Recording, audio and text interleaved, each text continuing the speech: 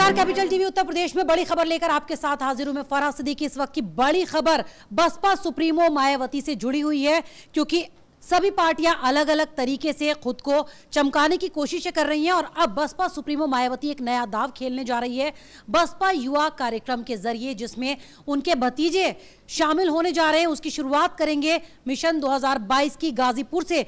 5 अक्टूबर को शुरुआत उसकी की जाएगी। यानी मायावती अब खुद की पार्टी से युवाओं को जोड़ने के लिए ये नई तरकीब निकाल कर लाई है और इसी पर ज्यादा बातचीत के लिए मेरे सहयोगी पवन है। पवन, क्या माना जाए, सभी पार्टियां अलग अलग दाव खेल रही है, तो बसपा प्रमुख का ये दाव कि अब युवाओं को लुभाने की, उन्हें रिझाने की कोशिश कर रही है अपने भतीजे के जरिए। देखिए, 2007 के विधानसभा चुनावों के बाद लगातार बसपा हार का सामना कर रही है। 2012 का विधानसभा चुनाव हो, 2014 का लोकसभा चुनाव हो जिसमें खाता भी नहीं हुआ था बसपा का, 2017 का विधानसभा चुनाव हो, 19 सीटों पर जो बसपा है वो सिमट गई थी, 2019 का लोकसभा चुनाव हो, अभी बुरी हालत हुई थी लोगों की। तो अब मायावती ने यूपी की राजनीति में वापसी करने के लिए पहले तो ब्राह्मणों को रिझाने की कोशिश की, तो उसके लिए उनको जो उनके पुराने सिपह सलार हैं सतीश चंद्र मिश्रा, उनको जिम्मेदारी दी। सतीश चंद्र मिश्रा का पूरा परिवार ब्राह्मणों को रिझाने के लिए लगातार यूपी के दौरे कर रहा है, जनसंवाद भी कर रहा है लगातार।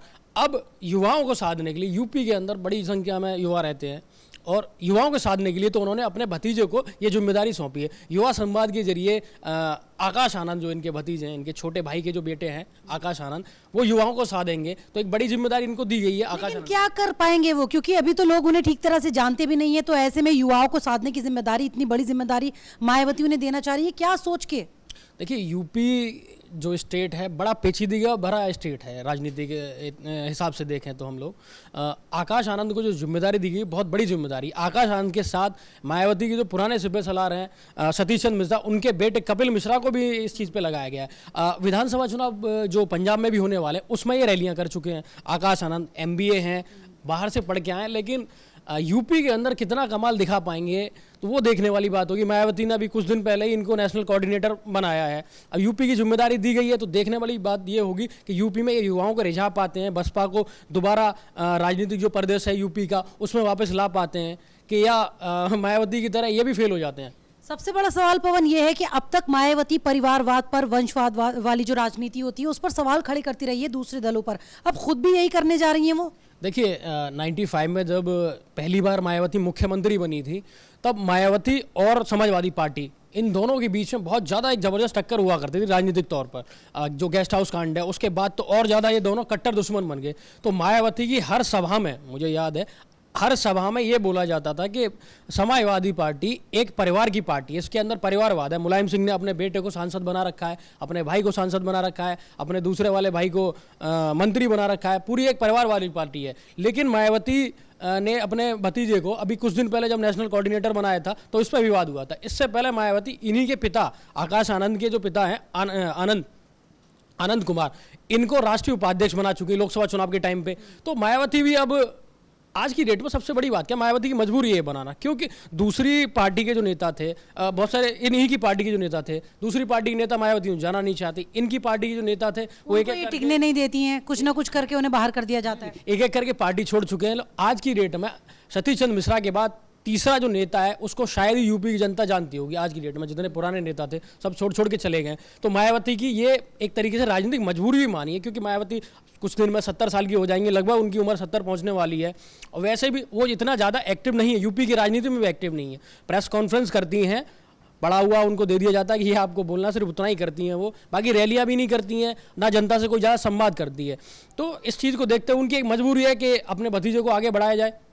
तो ये सब मायावती का एक एजेंडा है। तो यानी अपने सिपह सलार के तौर पर अभी अपने भतीजे को तैयार कर रही हैं, आगे की कमान वो संभालने वाला है, ये मान लें हम? जी देखिए, ये अनौपचारिक रूप से जिस दिन नेशनल कोऑर्डिनेटर आकाश आनंद को बनाया गया था उसी दिन ये घोषणा हो गई थी अनौपचारिक रूप से कि आकाश आनंद ही मायावती के उत्तराधिकारी होंगे। देखने वाली बात होगी, अभी विधानसभा चुनाव है, शायद विधानसभा चुनाव भी लड़ सकते हैं वो, या राज्यसभा तो अभी उनकी उम्र नहीं हुई है। ये 2019 में भी ये कयास बहुत तेजी से लगाया जा रहा था कि बिजनौर से इनको लोकसभा चुनाव लड़ाया जा सकता है, चाहे कि मायावती पहली बार MP चुनी गई थी बिजनौर से। तो देखने वाली बात होगी कि आकाश आनंद को भविष्य में क्या जिम्मेदारी मिलती है, मायावती क्या जिम्मेदारी देती हैं। चलिए, शुक्रिया पवन जानकारी के लिए। और सोनाली भी मेरी सहयोगी यहाँ पर मेरे साथ है। सोनाली, क्या माना जाए, युवाओं को रिझाने के लिए अपने भतीजे को ला रही है मायावती, क्या कमाल कर पाएंगे? युवा आ पाएगा उनको देखकर, जिस तरह से वो युवा चेहरे के तौर पर उभर रहे हैं?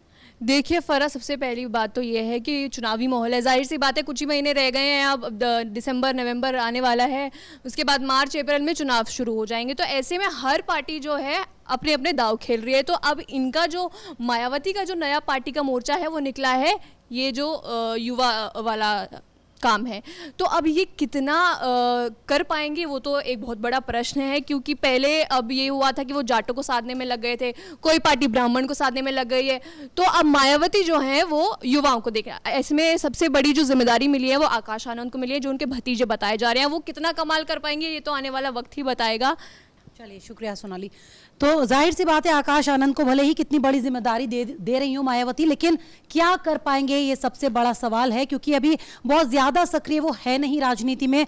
अब उत्तर प्रदेश का चुनाव बहुत नजदीक है, 5 से 6 महीने का वक्त बचा है। तो ऐसे में मायावती अब औपचारिक तौर पर उन्हें ये जिम्मेदारी देने जा रही है और 5 अक्टूबर को बाकायदा गाजीपुर में बसपा का युवा सम्मेलन होगा, जिसमें वो युवाओं को रिझाते हुए नजर आएंगे। फिलहाल मेरे साथ इतना ही, लेकिन कैपिटल टीवी उत्तर प्रदेश पर तमाम उत्तर प्रदेश की राजनीति से जुड़ी खबरों को देखने के लिए हमारे साथ बने रहिए। फिलहाल मेरे साथ इतना ही, नमस्कार।